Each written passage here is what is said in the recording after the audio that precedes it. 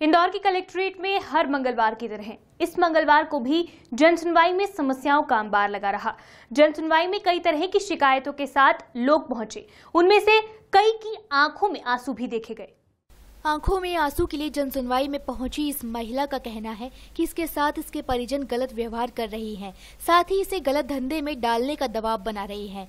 महिला के साथ कई बार मारपीट भी की जा चुकी है, लेकिन जब भी महिला थाने जाती है तो उसे भगा दिया जाता है। इस बार तो परिजनों ने हद कर दी और महिला की मासूम बच्ची को ही बेचने की कोशिश की, जिसका विरोध करने पर एक बार फिर उसकी जोरदार पिटाई कर दी गई। मेरी माँ और मेरे भैया भौजाई मेरे को अल्लाह आए दिन तंग कर रहे हैं। वो बोल रहे हैं कि या तो तू धंधा कर, और मेरे पास में गलत लोगों को भी पहुंचा रहे हैं। और मेरी बेटी की काफ़ी किताब फाड़ देते बोलते इनको मतलब मत पढ़ा, और मतलब मेरी जीरो ब्याह काम करते वो तो शादी करना चाह रहे हैं और बोल रहे हैं 3-3.5 लाख रुपए मिल जाएगा। इन चीज़ों से मना कर रहे हैं। तो मेरे को घर पर मतलब वो पार्वती बाई करके है, पार्वती खन्ना, वो भी मेरे को बुलवा लेती है और सब जने बुलवा लेते हैं। और मेरे को अल्लाह धोखे से अल्लाह भवन के वहाँ अल्लाह मेरे को बहुत बेरहमी से मारा। जनसुनवाई में इंदौर पालक संघ के कार्यकर्ताओं के साथ कुछ अभिभावक भी पहुंचे थे। सभी पालक स्कूल की मनमानी फीस वसूली से परेशान थे। बिना पेरेंट्स को कॉन्फिडेंस में लिए इन्होंने अत्यधिक बढ़ोतरी की। पेरेंट्स को इन्होंने ये शो करा था कि 1200 रुपये जो महीने फी स्ट्रक्चर है उसको बढ़ा के हम 1500 कर रहे हैं। इसके अलावा कोई हिडन चार्ज आपसे नहीं लिया जाएगा, जैसे एक्टिविटीज़ फीस, एग्जाम फीस और कोई बीच की कोई आपसे चार्जेस नहीं लिए जाएंगे। 1500 रुपये एग्री कराने के बाद इन्होंने 2000 रुपये भरने के लिए पेरेंट्स को मजबूर किया जा रहा है। वहीं पालक संघ का कहना था कि अगर जनसुनवाई में उनकी मांग नहीं मानी गई तो वो आंदोलन भी कर सकते हैं।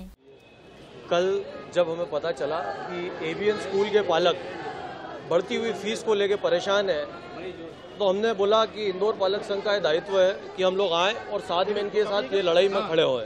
तो आज हम इसीलिए आए हैं। शाम को 5 बजे शिंदे जी से मुलाकात करके हम पूरी बात रखेंगे, और अगर फीस वापस नहीं ली गई जो 40% तक करी गई है तो स्कूल के खिलाफ आंदोलन भी करा जाएगा, और पालक संघ इसमें साथ में खड़ा हुआ है। जनसुनवाई में कुछ अभिभावक हीमोफीलिया बीमारी के उपयुक्त इलाज की गुहार लेकर पहुंचे थे। हीमोफीलिया ऐसी बीमारी है जिसमें रक्त बहते हुए रुकता नहीं है और इसमें शरीर के अंदर भी रक्त का थक्का जम जाता है, जिसके उपचार के लिए इंदौर में केवल 4 इंजेक्शन आए हैं, जो कि बेहद ही कम है। इस बीमारी से 90 से अधिक लोग पीड़ित हैं। इस बीमारी का एक इंजेक्शन 3000 रुपए का लगता है, जिसे लगवाना हर किसी के लिए संभव नहीं है। हीमोफीलिया एक घातक गंभीर रक्त रोग है, जिसकी वजह से रक्त एक बार बहना चालू होता है तो बंद नहीं होता है, और इस वजह से पेशेंट की मृत्यु तक हो सकती है। उसी के अलावा अगर रक्त बाहर नहीं आता है और अंदर ही बहना चालू होता है तो उस जगह में शरीर में सूजन आ जाती है और असहनीय दर्द होता है। इसी के रिलेशन में मध्य प्रदेश सरकार संचालनालय स्वास्थ्य सेवा आयोग ने 14 जनवरी को आदेश निकाले थे कि सभी हीमोफिलिक लोगों को जो इंजेक्शन लगते हैं इसके लिए वो जिला अस्पताल में निःशुल्क उपलब्ध हों सभी के लिए। परंतु अभी सितंबर तक सिर्फ 4 ही इंजेक्शन यहाँ पर आए हैं, जिसमें जो कि एक पेशेंट के लिए भी पर्याप्त नहीं है। 90 से ज़्यादा पेशेंट अपने ज़िले में हैं अभी, परंतु फिर भी अभी इंजेक्शन की सप्लाई प्रॉपर नहीं हो रही है। कुछ लोग को दिल्ली जाना होता है, कुछ लोगों को भोपाल जाना होता है। अगर ज़्यादा समस्या है, ब्लडिंग ज़्यादा हो रही है, और उस केस में भोपाल या दिल्ली तक जाना भी संभव नहीं हो पाता है, और सुविधा होने के बावजूद यहाँ पर उपलब्ध नहीं हो पा रही है। 12 साल का है, उसको भी आए दिन कभी घुटनों में कभी हाथ में उसको इंजरी होती रहती है।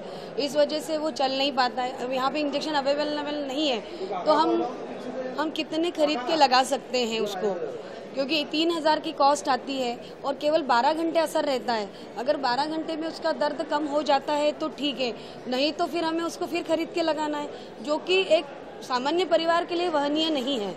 उस वजह से उसकी स्कूल भी मिस होती है और उसका दर्द असहनीय होता है, और जॉइंट भी ब्लॉक हो जाते हैं। डॉक्टरों के अनुसार अगर इलाज समय पे नहीं होता है तो ऐसे बच्चे अपंग भी हो सकते हैं, जिसका हमें आए दिन टेंशन रहता है कि हमारे बच्चों को ये तकलीफ नहीं हो जाए। और अभी हो भी हुए हैं, काफ़ी बच्चे भी हैं, जैसे महू में हैं कुछ बच्चे जो 16-17 साल का है पर चल नहीं पाता है। अभी जस्ट हमने बाकी सारे स्टेट्स में गवर्नमेंट से बहुत अच्छी सुविधाएं मिल गई हैं।